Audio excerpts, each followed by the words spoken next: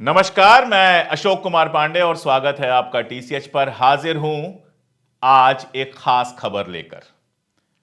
Finally आपको पता चल ही गया है कि फाइनली गजा में सीज फायर हो गया। वही सीज फायर जिसका इंतजार हम लंबे वक्त से कर रहे थे, वही सीज फायर जिसका इंतजार इस बात के लिए था कि कम से कम गजा के बच्चों को हंसने की मोहलत मिले, कम से कम गजा के बच्चों को पढ़ने की मोहलत मिले, कम से कम गजा में जो मरीज हैं उनका इलाज हो सके, कम से कम शर्म आ सके दुनिया को थोड़ी सी कि गजा में उन्होंने क्या क्या होने दिया है। और मजेदार बात यह है कि मैं लगातार कहता रहा हूं कि जुलाई में जो डील फाइनल हुई थी उस डील पर सीज फायर क्यों नहीं हो रहा है, क्यों उसको बार बार रोका जा रहा है। और आज जब सीज फायर हुआ है तो उसी डील पर हुआ है। जुलाई में यह डील फाइनल हो गई थी, हमास ने इसके लिए ओके कर दिया था।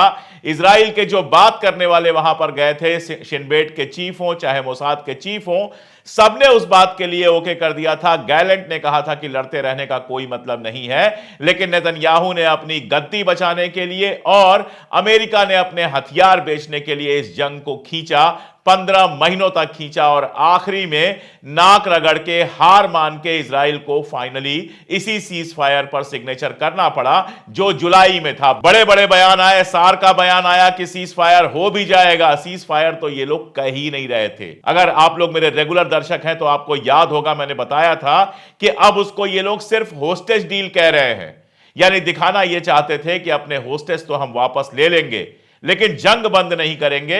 सार ने कहा था, आपको याद होगा, जो इनका मिनिस्टर है उसने कहा था कि वहां पर अगर सीज फायर हो भी जाता है, होस्टेज डील हो भी जाती है, तो भी गजा के अंदर इजराइल कब्जा बनाए रखेगा। और आज जिस मसौदे पे सिग्नेचर हुए हैं, कल ट्रंप ने रात को ट्रुथ पर लिखा, हमारे वक्त की रात थी, हमारे देश की रात थी, जो ट्रुथ पर लिखता है वो ट्रुथ पर उसने लिखा और साफ साफ लिखा कि डील हो गई है। और ये जो डील हुई है, कल और परसों ही मैंने आपको बताया था कि ये वही डील है जिस डील में इजराइल की आर्मी को पूरा का पूरा गजा को छोड़कर आना है। ये वही डील है जो जुलाई में फाइनल हो चुकी थी, जो साल भर रखी रही सिर्फ इस जिद में कि और लहू बहता रहे और जेनोसाइड चलता रहे और लोगों को मारा जाता रहे। आज जिन लोगों को लग रहा है कि इजराइल की जीत हो गई है, उनसे मेरे कुछ सवाल हैं, फिर मैं आऊंगा कुछ और मुद्दों पर। क्या उद्देश्य था, क्या सोचा था, क्या कहा करता था नेतन्याहू कि तब तक यह जंग बंद नहीं होगी जब तक हमास को खत्म नहीं कर लेंगे। आज हकीकत यह है कि हमास ने खुद को रीबिल्ड किया है। इजराइल के अपने अखबार छाप रहे हैं इस खबर को कि हमास में नई बटालियन शामिल हुई हैं, नए जवान शामिल हुए हैं। आप जितना ज्यादा जुल्म करोगे, सामने से उतनी ही ताकत से उसका मुकाबला होगा। यही दुनिया का नियम है। जुल्म से किसी मुल्क के अंदर से, किसी मुल्क के लोगों के अंदर से अपने मुल्क के लिए मोहब्बत को हटाया नहीं जा सकता। क्या प्लानिंग थी इनकी दूसरी?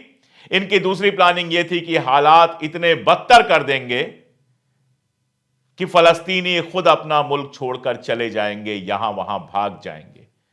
आप सोचिए, 200 ऐसे एनजीओ ऑर्गेनाइजेशंस जो वहां इमदाद पहुंचाने के लिए थे, उनको लगभग लगभग खत्म कर दिया गया, गला घोंट दिया गया। आप सोचिए, वहां ट्रकें पहुंचने नहीं दी जा रही थी। आप सोचिए कि यूएनआरडब्ल्यूए को बंद लगभग करवा दिया गया, अमेरिका ने पैसा देना बंद कर दिया और भी कनाडा ने, ब्रिटेन ने, इन सब मुल्कों ने यूएनआरडब्ल्यूए को पैसा देना बंद कर दिया। इजराइल ने बाकायदा कानून बनाया कि यूएनआरडब्ल्यूए वहां काम नहीं कर सकता है। इनकी प्लानिंग यही थी कि ये पूरी तरह से गजा के लोगों को भूखे मार दें और गजा के लोग वहां से चले जाएं। आज मैं जब तमाम सारे वीडियोस देख रहा था तो मुझे एक वीडियो दिखाई दिया, जो एक खातून का वीडियो है। ये मोहतरमा वहां की रहने वाली हैं, गजा की रहने वाली हैं। इन 15 महीनों में जितनी मुसीबतें हुई हैं, वो सारी मुसीबतें इन्होंने झेली हैं और सब झेलने के बाद कह रही हैं कि ये हमारी जंग थी, इस जंग को हमने लड़ा, किसी की मदद हमें नहीं मिली और हम ही गाजा को दोबारा बनाएंगे। किसी को लग सकता है कि ऐसा कैसे कह सकती हैं कि किसी और ने मदद नहीं की। खलील अल हया, जो हमास के इस समय स्पोक्स पर्सन हैं, जिन्होंने उस मसौदे पर साइन किया है, उन्होंने अपने बयान में बहुत साफ कहा इस बात को कि ईरान ने हमारी मदद की, हूथी ने हमारी मदद की, हिजबुल्लाह ने हमारी मदद की और उन सब का शुक्रिया कहा। वो एक अलग बात है। लेकिन ये जो खातून कह रही हैं उसको समझना पड़ेगा, और उसको समझने के लिए मैं आपको एक खबर दिखाता हूं। ये जो तस्वीर आप देख रहे हैं, ये आईडीएफ यानी इजराइल की आर्मी के एक अफसर की है, और वो अफसर इस तस्वीर में एक मस्जिद को उड़ाने का इंतजाम कर रहा है। आप जानते हैं कि कितनी सारी मसाजिद जो हैं वो वहां पर गजा में गिरा दी गई, उड़ा दी गई, डेटोनेट कर दी गई। तो एक मस्जिद को डेटोनेट करने वाला ये जो ऑफिसर है वो इस समय क्या कर रहा है? दुबई में अय्याशी कर रहा है। आप सोच के देखिएगा, दुबई अपने आप को, यूएई अपने आप को इस्लामिक नेशन कहता है, दुनिया की सबसे बड़ी मस्जिद बनाएंगे, दुनिया का सबसे बड़ा बुर्ज बनाएंगे, दुनिया का ये करेंगे, वो करेंगे। बगल में फलस्तीन के अंदर मस्जिद को बम से उड़ाने वाला आदमी के आईडीएफ का ऑफिसर दुबई जाता है हॉलिडे मनाने के लिए, अय्याशी करने के लिए, उसके खिलाफ कोई कार्रवाई नहीं होती है। कैसे गया होगा दुबई? उसको लगा होगा, वो जानता है कि दुबई हमारे लिए सेफ है। मस्जिद को उड़ाने वाला, मस्जिद को तोड़ने वाला आदमी दुबई में सेफ है। यह कंडीशन है अरब मुल्कों की। सीसी हो, आर्दोगान हो, कितने नाम लेने हैं, अरब मुल्कों ने जो हरकतें की हैं पिछले 18 महीनों में, सिर्फ जबानी जमा खर्च जो करते गए हैं, और एक तरीके से भी गजा की मदद करने की कोशिश नहीं की है। वो अब कम से कम अपनी शर्म में इतना तो कर सकते हैं कि जो लाखों करोड़ों अरबों पेट्रो डॉलर कमा कमा कर अपना घर भरा हुआ है, उसका एक हिस्सा, अपने खजाने का एक हिस्सा गजा में खाली कर दें, ताकि वहां पर घर दोबारा बन सके, ताकि वहां पे सड़कें दोबारा बन सकें, ताकि वहां लोग फिर से आम जिंदगी जी सके। एक और वीडियो था, बड़ा खूबसूरत वीडियो नहीं बल्कि फोटोग्राफ था, जिसमें एक लेडी जो है, उन्होंने टूटे फूटे घर के सामने, रबल्स के सामने पूरा दस्तरखान सजा के रखा है ब्रेकफास्ट से, और यह बताने की कोशिश की है कि इतनी मुश्किलात में भी हम टूटे नहीं। जब यह खबर आई, गजा में जुलूस निकले, बच्चे खुशी से उमड़ते हुए आपको दिखाई दिए। अलेप्पो में जुलूस निकला, लंदन में जुलूस निकला, आतिशबाजी की गई। पूरी दुनिया में जहां फलस्तीनी थे वहां तो यह खुशी मनाई गई। इसके अलावा जहां हक पसंद लोग थे वहां पर भी खुशियां मनाई गई। यह जो कैफिया है, फलस्तीनी कैफिया, यह मैं लंदन से लेके आया था, वहां खूब मिल रहा था, मेरी बेटी ने मुझे गिफ्ट किया था, और मैंने इसे संभाल के रखा हुआ था कि मैं उस दिन इसे पहनूंगा जिस दिन गजा में बमबारी बंद हो जाएगी, जिस दिन गजा में खुशी होगी। उस खुशी में साथ में शामिल होने के लिए मैं ये कैफिया पहनूंगा। इसीलिए आमतौर पे मैं सूट में या कोट में या बाकी सारी चीज़ों में ही वीडियो करता हूं, लेकिन आज ये कैफिया जो मेरे कंधों पर है वो ये बता रहा है कि फ़लस्तीन में जिस तरह से सीज फायर हुआ है, फलस्तीन के लोग जिस तरह से खुश हैं, मैं उस खुशी में शामिल हूं। बहुत वक्त लगेगा, बहुत समय लग जाएगा गजा को फिर से बनाने में, इसमें कोई दो राय नहीं है, लेकिन कम से कम कल रात को इमदाद की ट्रकें पूरी स्पीड से गजा की तरफ जाती हुई दिखी। 600 ट्रकें रोज गजा में आएंगी। ये जो समझौता हुआ है, इस समझौते की शर्तों में यह शामिल है। और जब यह सब हो रहा था तो एक और बड़ी मजेदार रिपोर्ट आई, जिसको आप स्क्रीन पर देख पा रहे होंगे। आपको याद होगा जब कमला हैरिस चुनाव लड़ रही थी, ट्रंप के खिलाफ चुनाव लड़ रही थी, बल्कि आप कह सकते हैं ट्रंप कमला हैरिस के खिलाफ चुनाव लड़ रहे थे, क्योंकि कमला हैरिस उस समय वाइस प्रेसिडेंट थी। तब भी अमेरिका के जो हालात थे उनकी एनालिसिस करते हुए मैंने आपको बताया था कि गजा में जो कुछ बाइडेन ने किया है, कमला हैरिस को वो बहुत भारी पड़ने वाला है। अब एक नया सर्वे आया है, एक नई रिपोर्ट आई है, और वो ये रिपोर्ट बता रही है कि जिन वजूहात से कमला हैरिस हारी हैं, जिन वजूहात से कमला हैरिस को लोगों ने वोट नहीं किया है, उसमें सबसे बड़ी वजह अगर कोई है तो वो गजा है। 29% लोग जो यूं तो बाइडेन को वोट करते या हैरिस को वोट करते, डेमोक्रेटिक पार्टी को वोट करते, उन्होंने वोट नहीं किया। सिर्फ इसलिए नहीं किया कि गजा में जो कत्लो गारत चल रही थी उसमें बाइडेन, हैरिस और उनकी पार्टी शामिल थी। एक और एनालिसिस आई है इनके फॉरेन पॉलिसी की एनालिसिस। अब बाइडेन जा रहे हैं तो सारी एनालिसिस होगी, और ये फॉरेन पॉलिसी की एनालिसिस बताती है कि बाइडेन और हैरिस दरअसल नेतन्याहू के हाथों में खेल रहे थे। अमेरिका के अपने ऑफिसर्स, अमेरिका के अपने जिम्मेदार लोग इनसे कह रहे थे कि इजराइल जो कर रहा है उसका दाग बहुत गहरा पड़ेगा। इजराइल जो कर रहा है वो हमारे कानूनों के खिलाफ है। हमारे हथियार जेनोसाइड में आम शहरियों को मारने के लिए इस्तेमाल नहीं किए जा सकते, लेकिन इजराइल ये सारा कुछ कर रहा है। ये सब वहां के लोकल ऑफिसर्स ने कहा, यह रिपोर्ट बताती है। लेकिन बाइडेन, हैरिस और ब्लिंकन ने अपने कानों पर हाथ रख दिया। ब्लिंकन इस समझौते का श्रेय लेना चाहते थे, भाषण दे रहे थे अपना विदाई। वहां एक महिला खड़ी हुई और उसने कहा कि तुम जेनोसाइड के जिम्मेदार हो। जब भी इतिहास लिखा जाएगा, चाहे वो बाइडेन हो, चाहे वो स्ट्रेमर हो, इंग्लैंड का जो प्रधानमंत्री है, या इसके पहले जो ऋषि सुनक था, इन सब का नाम हत्यारों के लिस्ट में लिखा जाएगा। कहा जाएगा कि जब दुनिया में, गजा में जेनोसाइड चल रहा था, जब आम बच्चों को मारा जा रहा था, जब सहाफियों को मारा जा रहा था, जब औरतों को मारा जा रहा था, जब मासूम मर्दों को मारा जा रहा था, तो ये सारे के सारे न केवल खामोश थे बल्कि इस जेनोसाइड में मदद कर रहे थे। कल स्ट्रेमर ने अपना बयान जारी किया सीज फायर के बाद, और उसमें लिखता है कि those Palestinians who lost their life, मैंने पूछा था वहां पर जाके, वहीं मैंने कमेंट किया था कि पैलेस्टीनियंस की जिंदगी गई नहीं, they don't lost their life, उनका कत्लो गारत हुआ, उनको मारा गया। और इस मारने में कोवर्ट और ओवर्ट, सीधे सीधे और बैकग्राउंड में, दोनों तरीके से तुम्हारे जैसे वर्ल्ड लीडर्स जिम्मेदार हैं। गजा में जो हुआ वो बिना अमेरिका, इंग्लैंड, कनाडा, इन सब की मदद के नहीं हो सकता था। और सबसे बड़ी बात है कि इन सब की मदद के बावजूद एक तरफ सारी दुनिया और एक तरफ गजा के लोगों की जिद, एक तरफ गजा के लोगों की हिम्मत, यह सफल नहीं हो पाए। हार कर अंत में समझौता करना पड़ा है। हारिस की खबर बताती है कि जबरन यह समझौता हुआ है।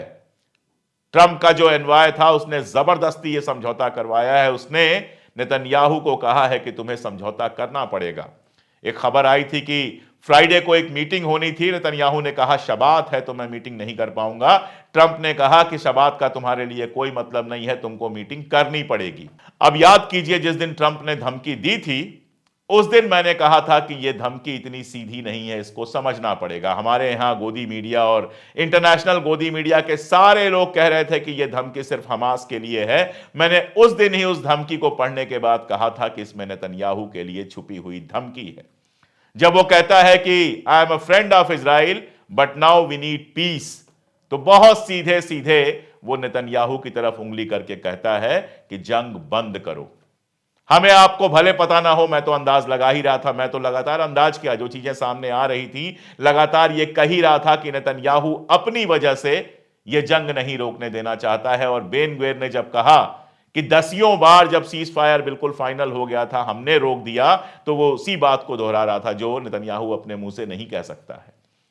तो जब हमें यह पता है तो अमेरिका के नए राष्ट्रपति को तो बिल्कुल इस बात का पता है कि जो डील होनी थी उस पर हमास तो हमेशा से राजी था। अगर कोई उसको रोक रहा था तो वो नेतन्याहू रोक रहा था। और इसीलिए उसने जब धमकी दी तो वो ऐसी धमकी थी जो नेतन्याहू के लिए ज्यादा थी। जब वो कहता है आई वांट पीस, तो हमास तो तैयार बैठा था सीज फायर के लिए। सीज फायर जो नहीं चाहता था वो नेतन्याहू, ताकि उसकी कमाई होती रहे। जो कोर्ट में केस चल रहा है वो बहुत क्लियर है कि इस जंग में उसने ढेरों पैसे कमाए हैं, जानबूझ के खबरें लीक कराई हैं, तमाम सारे उसके ऊपर इल्जामात हैं। सब जानते हैं कि अब जब सीज फायर हो गया वो एक नई जंग की तलाश में जाएगा, क्योंकि अगर जंग खत्म हो गई तो उसकी गद्दी चली जाएगी। यही वजह है कि कल पहली बार सीरिया के अंदर उसने एसटीएस के ठिकानों पर हमला किया है। वही एसटीएस जिसको पैसा, इंटेलिजेंस, हथियार देकर इजराइल और अमेरिका ने खड़ा किया, उस पर इजराइल हमला कर रहा है। और आप देखेंगे कि लेबनान पे वो लगातार ऐसे हालात बनाने की कोशिश में है कि फिर से जंग शुरू हो जाए, क्योंकि जंग उसकी जिंदगी है। अगर जंग बंद हो गई तो उसकी कुर्सी चली जाएगी, उसकी जिंदगी खत्म हो जाएगी। ऐसे में ट्रंप का जो प्रेशर था वो सीधे सीधे नेतन्याहू के लिए था। और इसके बावजूद आप सोचिए, कल रात को सीज फायर फाइनल हो गया था, ट्रंप ने लिख दिया था, और उसके बावजूद बम गिराकर 30 लोगों को गजा में मार दिया नेतन्याहू की आर्मी ने। आप सोचिएगा ये इंसान किस हद तक हैवान है। आप सोचिएगा ये इंसान कितना गिरा हुआ है। आप सोचिएगा ये इंसान कितना लहू का प्यासा है। एलन पेपे हैं, इजरायली हैं, यहूदी हैं और हिस्टोरियन हैं।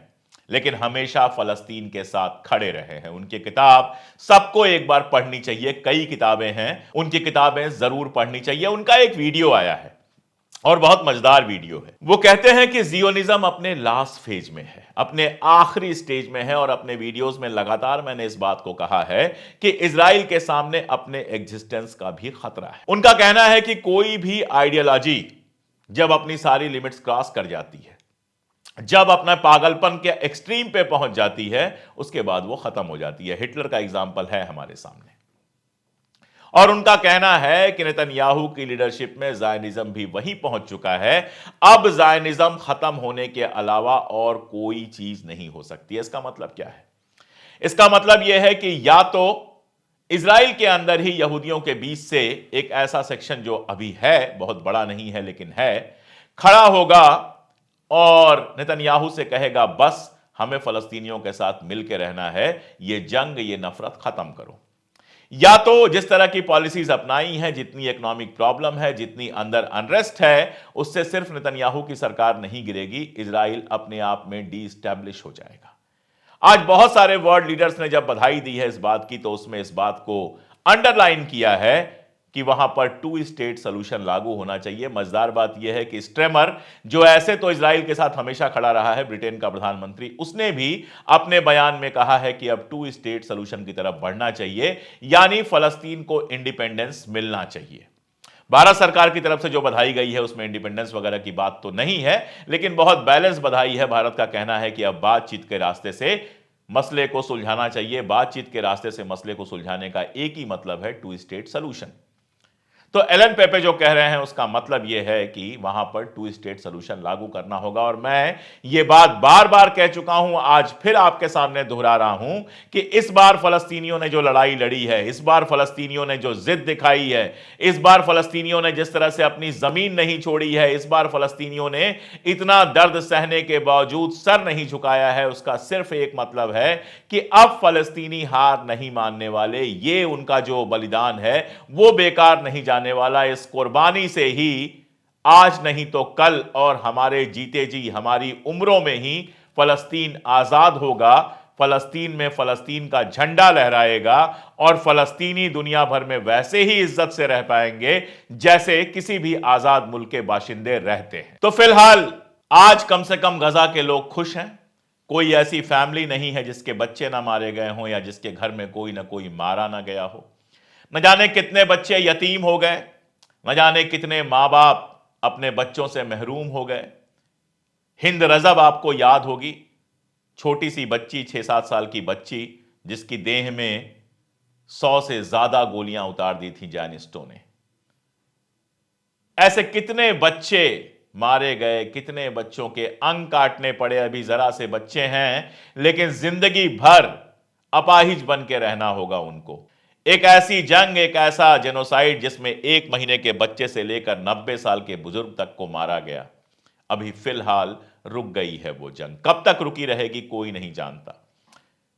एक थ्योरी चल रही है, मैं नहीं जानता, मैं अभी कुछ नहीं कह सकता उस पर, लेकिन एक थ्योरी चल रही है कि ट्रंप ने नेतन्याहू से कहा है कि अभी फिलहाल रोक दो ताकि होस्टेज वापस मिल जाए। एक बार होस्टेज वापस मिल जाए फिर जो चाहे वो कर लेना।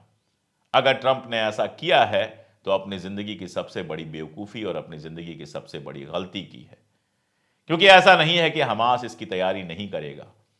अगर इतनी तबाही के बीच हमास दोबारा खड़ा हो गया तो ये जो 3 महीने का सीज फायर का विंडो मिलेगा उसमें हमास और मजबूत होकर उभरेगा। आप इस बात को समझिए कि ये सिर्फ 2 आर्मीज की जंग नहीं है, ये फलस्तीनियों की अपने मुल्क को बचाने की जंग है।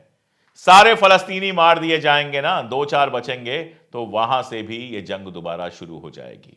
जब तक फलस्तीन समस्या का कोई परमानेंट सलूशन नहीं होगा, और परमानेंट सलूशन एक ही है कि फलस्तीनियों को उनका मुल्क दिया जाए, जब तक ये नहीं होगा, आप कोई भी हथियार भेज दीजिए, आप कोई भी बम गिरा लीजिए, फलस्तीनी अपने लहू से, फलस्तीनी अपनी हड्डियों से ये लड़ाई लड़ते रहेंगे और कोई ना कोई उनकी मदद के लिए खड़ा होगा। इस बार जो सबसे बड़ी बात हुई है वो ये कि अब सारी दुनिया जानती है कि इजराइल ने फलस्तीन के साथ क्या किया है। अब सारी दुनिया जानती है कि इजरायलियों ने किस तरह से फलस्तीनियों को लगातार लूटा है, मारा है, तबाह किया है। अब सारी दुनिया जानती है कि आईडीएफ किस तरह की आर्मी है। अब सारी दुनिया में नेतन्याहू एक तरह से आप कह सकते हैं कॉर्नर हो चुका है। ये छोटी मोटी बात नहीं है। आने वाला वक्त बहुत मजेदार होगा। अगले 2 महीनों 4 महीनों में आप देखेंगे खबरें कम आएंगी, लेकिन बहुत इंपॉर्टेंट खबरें आएंगी। सीज फायर हुआ है, फलस्तीन का मुद्दा खत्म नहीं हो गया है, और फलस्तीन का मुद्दा उसी दिन खत्म होगा जिस दिन फलस्तीन की पैदाइश होगी। देखना है कि अरब मुल्क अब गजा को दोबारा बनाने में कितनी मदद करते हैं। देखना है कि गजा के रिबिल्डिंग और रिहेबिलिटेशन का जो काम है, जो यूएन की देखरेख में होना है, वो कब शुरू होता है और कितनी तेज शुरू होता है। देखना है कि दुनिया ये समझती है या नहीं कि फलस्तीन को आजाद किए बिना मिडिल ईस्ट में कोई परमानेंट पीस नहीं हो सकता। फिलहाल तो गजा में जो शहीद हो गए उनसे इतना ही कहना है कि आपकी शहादत बेकार नहीं जाएगी। फिलहाल तो गजा के जो बच्चे हैं उनसे कहना है कि लीजिए, आपका बचपना शायद फिर से आपको वापस मिल जाए। फिलहाल तो फलस्तीनियों से बस इतना ही कहना है कि बहुत कुछ तो यहां से नहीं कर सकते हम। आवाज है हमारे पास, हमारी जितना मुमकिन हुआ हमने उनके हक में आवाज उठाई, और आगे भी लगातार जितना मुमकिन होगा उतनी आवाज उठाते रहेंगे, हक की बात करते रहेंगे। न केवल फलस्तीन में बल्कि दुनिया में कहीं भी, अपने हिंदुस्तान में, अपने अगल बगल जहां भी किसी मासूम के हक पर कोई हमला होगा, हम कोशिश करेंगे पूरी ताकत के साथ उसके साथ खड़े होने की। आप लोग लगातार 8 अक्टूबर के बाद से ही मैं लगातार रिपोर्ट्स कर रहा हूं, आप लोग लगातार जुड़े रहे हैं, देखते रहे हैं। बाकी विषयों पर भी मैं लगातार वीडियोस करता हूं, उनको भी देखते रहिए, जुड़े रहिए हमारे साथ। हमारी ताकत बनिए, हमारी आवाज बनिए। हम और आप मिलकर बोलेंगे, हम और आप हक की बात करेंगे, तो दुनिया में कहीं भी किसी भी मजलूम के साथ पूरी ताकत से खड़े हो पाएंगे। आज के लिए इतना ही, बहुत शुक्रिया।